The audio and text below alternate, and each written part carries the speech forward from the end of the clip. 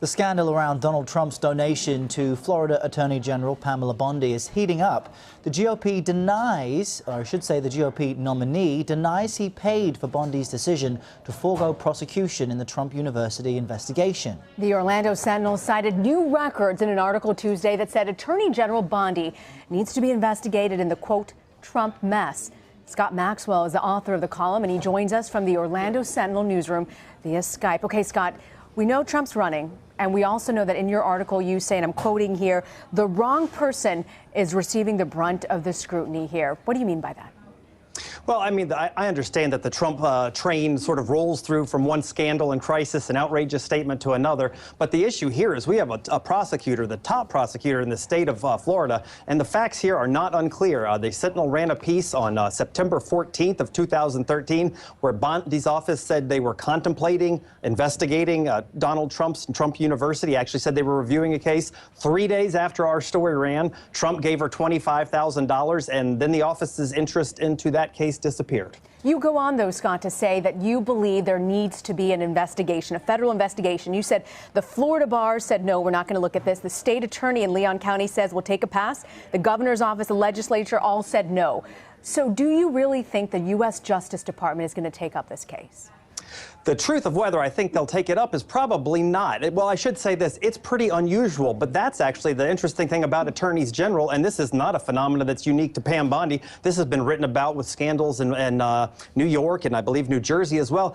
Who investigates the top investigators? There is not a clear delineation. The general assessment seems to be that the only one who can really do a thorough job is, in fact, the Justice Department. And that's why you could have a governor do it, but if they're members of the same party, like Rick Scott and Pam Bondi, he's expressed no interest in that, nor has the legislature. And state attorneys are a little reluctant to go after the top cop when they're a little lower on the food chain. So generally, it has to be the Justice Department. And I don't think you would find any prosecutor, and at least I've yet to hear from one, who would say this is ethical behavior. I mean, Rena, you can imagine if you were mugged and the mugger gave the prosecutor $25,000 and then the prosecutor said, you know what, I'm not going to take any further look at that case, you'd have questions. Everybody would, and for good reason. And another reason you feel the federal government should step in is because many people who felt they were done wrong by Trump University in Florida went to New York to try and get justice. Talk to us about that.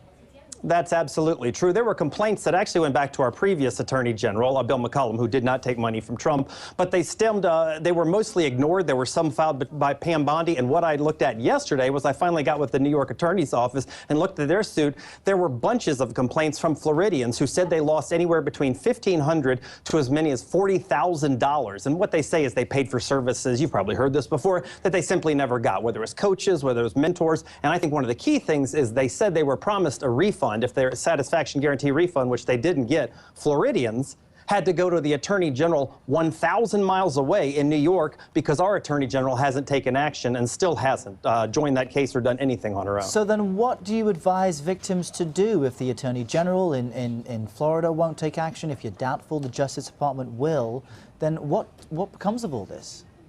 Yeah, that is frustrating. For people who feel like they were victimized, I think they need to continue to go to New York. And that is what their office said. They have right now 800 and some cases in Florida that could be covered by this. So for individual victims of this circumstance, you're going to need to look New York. Florida isn't interested. However, for people like myself and others who just don't think there's justice here, it would have to come from the Justice Department. Otherwise, the only hope is that Pam Bondi's term is gone in 2 years, or maybe she seems to be eyeing a possibility of getting a position with the Trump campaign. She's been very active for him ever since she got that donation. And she's been very active also during the convention. She got a very plum speaking assignment during that convention as well. I want to ask you, though, you watch the polls in Florida. We know that a Real Clear Politics polling average shows Trump and Clinton. They're pretty much neck and neck in Florida. Right. What I'm looking at, he's down by about 2 points overall. Do you think this scandal is enough to move the needle in Florida?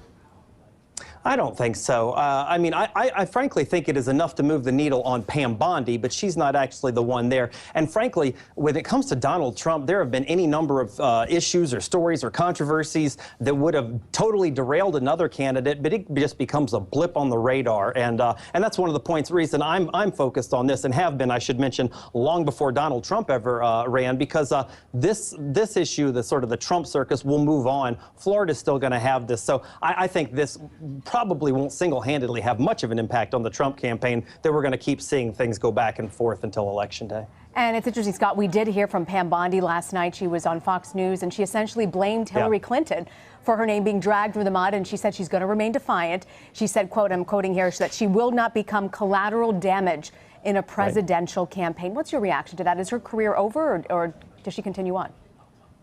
I have to tell you, I think she will have a tough time convincing other people that she's a serious prosecutor. And like I said, think about this. There's a prosecutors association. There are other prosecutors. I haven't heard any of them come out and say, no, this is exactly the way I would do things. I would take money from somebody I'd been asked to investigate. And that's because it just doesn't pass a straight face test. As for blaming Hillary Clinton, I think that was sort of actually a pretty masterful exercise in distraction. She's taking something, she knows she's been under scrutiny by me, by others here in Florida for 3 years, but she's trying to make it look like it's another in a long string of Clinton versus Trump things.